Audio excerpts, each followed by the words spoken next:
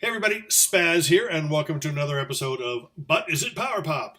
This is the first episode filmed in Sacramento. We moved from Orange County, we moved northward to Sacramento, Carmichael, California to be exact.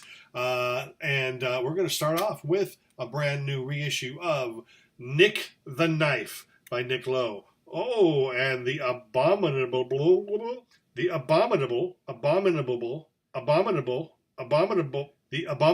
Showman by Nick Lowe. Both of these have just been reissued on Yep Rock, and they both contain bonus tracks. Here is Nick the Knife with a couple bonus tracks right down there at the bottom. And here is the Abominable Showman with a couple bonus tracks there at the bottom. These are now out on Yep Rock, and they are in digi packs, and they look and they sound great, and it's great to finally have these albums again in print. Nick the Knife is probably definitely one of my favorites, if not my favorite Nick Lowe record. This was recorded right after Rockpile had broken up, and the first track on it, Burnin', sounds like it could have fit on the Rockpile record, but after that gets a little bit mellower, back to more of the acoustic led stuff, like on like Labor of Lust and stuff. But this has like Raining, Too Many Teardrops, My Heart Hurts. It's a great record.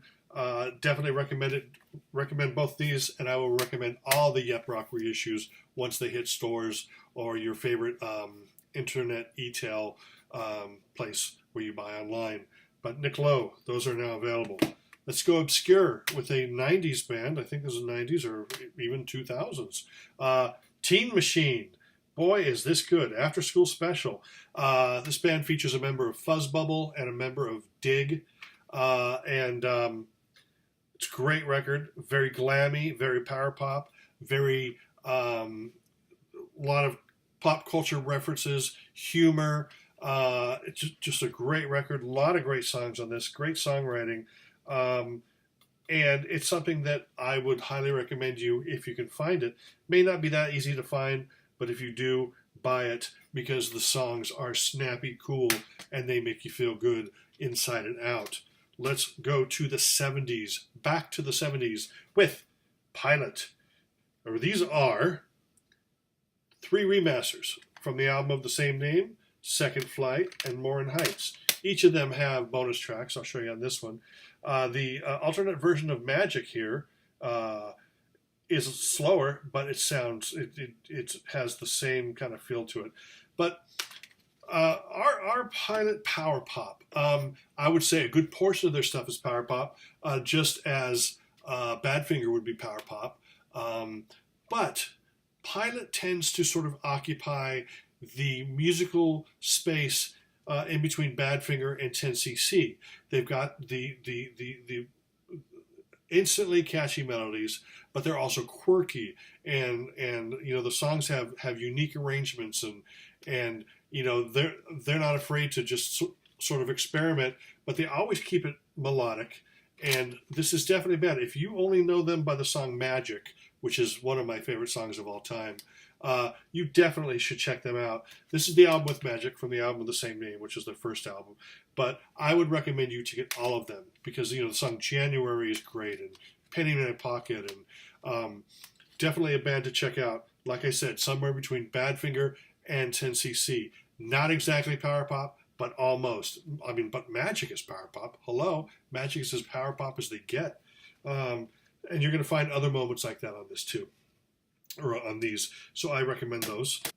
And here's one that's going to make people go, "Oh, Spaz, what are you talking about?" It's Lindsey Buckingham and Christine McVie. Is it power pop? No, it's not power pop. But some of the choruses on these songs, a power pop band would kill to be able to write something this catchy. So I recommend that anybody who likes good pop music, catchy pop music, should really check this out, because it's more immediate pop, like power pop, I guess, or jangle pop or something. It's more that than it is Fleetwood Mac on about half the album. So definitely check it out. Lindsey Buckingham and Christine McVie. Ba, ba, ba. Everyone knows the Bay City Rollers, right? But did you know that Bay City Rollers, Les McKeon left the band, and they replaced him with Duncan Foray, and they changed their name to the Rollers. And they became actually a power pop new wave band.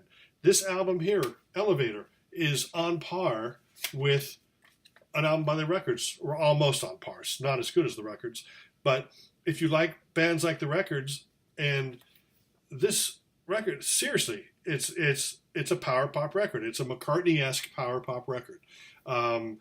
4 of the 5 Bay City Rollers that you know and love are there, and then Duncan replaced Les, and he has a very, I guess you could say, McCartney-esque voice, very Tom Evans, very Jude Cole. So definitely the Rollers, Elevator. You might find it, because they do still call it Bay City Rollers, but you might find it in the R section as opposed to the Bay City Rollers section. So definitely check that out. Finally, last but not least, because it's a stack here, I want to tell you about a band called Squire. Are they power pop? Pretty damn close to power pop. It's everything that you could want. It's Django pop. It's mod. It's power pop. It's 60s retro. It's everything. Squire was a mod band, and this album came out, I believe, in '82, and it is just packed full of great tunes, and there's a soul influence, there's horns there, there's a string quartet in there, and this is such an overlooked record. I'm so surprised. Maybe it's because it came out on an independent label, and that's why it didn't get a lot of attention, but it's really something that you should check out. But this isn't the only thing that Squire released. In fact, what you should do is you should run out and you should get also the singles collection. I mean, look, there's a Rickenbacker right there. I mean, what does that tell you? You can't really read anything in the back here. But this is a great collection, singles collection. Then also the Hits from 3,000 Years Ago by Anthony Maynell and Squire. And that's a different cover, but you can see it has the same songs as the one that actually officially came out on vinyl many years ago. Then there's the Something Old, Something New, Something Borrowed, the fan club disc that has like unreleased and some live stuff, and that's a really good collection. And that's it from Squire, but also on the same label was the It's a Mod World compilation. Boy, that's just jam-packed with more. You know, I've always said that mod is power pop with British accents. And I hope some of you agree. Also, to go along with this Squire stuff here, Anthony Maynell was also in a band in the 90s called Sugar Plum, which was far more, I guess you could say acoustic or sort of like acoustic Britpop. And these are 2 great records that he put out. This is actually an EP here, and that's a full-length record. And you should definitely check those out. Check anything out by Squire and Anthony, anything that you can find. But that's it for now. Thank you for tuning in to But Is It Power Pop? I hope you enjoyed this episode, and I will smell you later.